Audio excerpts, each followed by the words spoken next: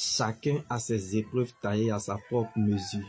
Donc les épreuves viennent en fonction de la foi que Dieu a déjà disposée en chacun. Donc la grandeur ne surprend pas les grands. Quand tu vois un Goliath, c'est parce qu'il y a un David qui est là. Donc tu es la preuve de Dieu dans cette épreuve. Comme Job a tout perdu, mais il n'a jamais douté de Dieu. Alors comme Job, aimerez-vous toujours Dieu si vous perdez tout? Comme Gédéon était faible, mais sa faiblesse était Christ. Là où est ta foi, est ta victoire. Mais là où est ton ignorance, sera bel et bien ta défaite. C'est ce qui a trahi Jérémie. Il pense qu'il était le seul à souffrir. Comme Naomi, douceur qu'elle était, est devenue Mara, c'est-à-dire amère. N'haïs pas les gens à cause des événements malheureux que tu as vécus. Car bien aimé, c'est Goliath qui a révélé David. Donc l'abondance de nos problèmes révèle que Dieu est avec nous. Comme Naomi, n'aie pas peur de ce que tu ne peux pas changer. Et ne force pas les choses de peur que tu sois écarté du plan ou décret divin.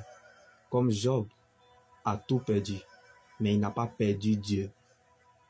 Même si tu ne veux plus croire, le ciel croira à ta place. Comme Job a commencé la tentation avec Satan, mais il a achevé la course avec Dieu. Ce qui te fait mal ou pleurer sera la cause de ta louange. Comme le livre d'Esther n'a pas commencé par Esther, mais elle a achevé la course avec Dieu.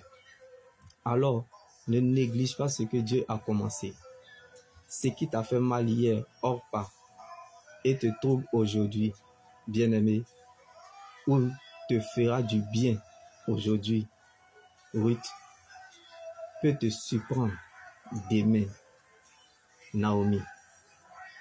Mais attache-toi à ce que tu crois, comme Ruth, car ce que tu ne sais pas est plus grand que toi.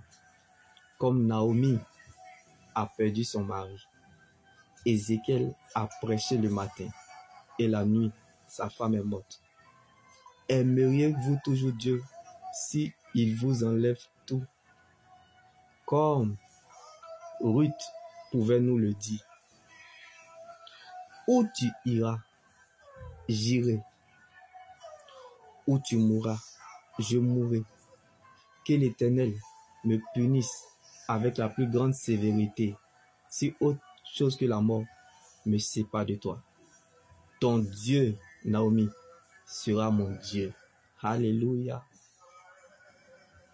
Ruth, si elle voulait regarder à la parole de sa situation, malgré l'incertitude, la confusion et la désolation, elle n'aurait pas rencontré plus tard un homme puissant, riche, son mari Boaz.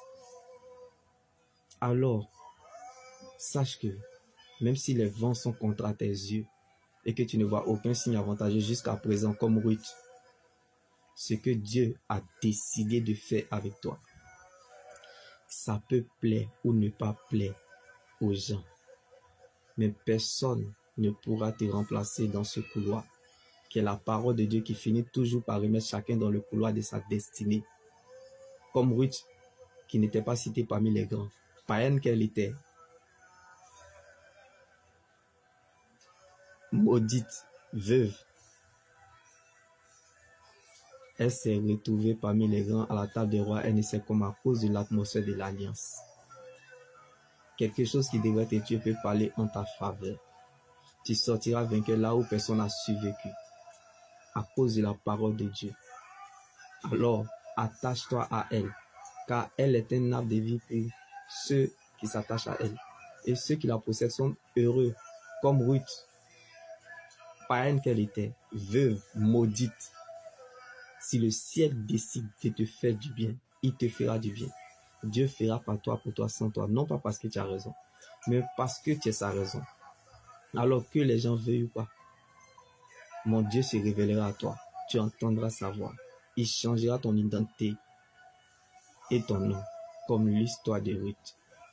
Dieu n'arrangera pas, mais il s'arrangera à ton sujet. Donc n'abandonne pas le processus et ne quitte pas la promesse. Reste dans ton couloir. Demeure dans ton couloir. Ne quitte pas ton couloir, qui est la parole de Dieu. À chacun son couloir. Chacun dans son couloir.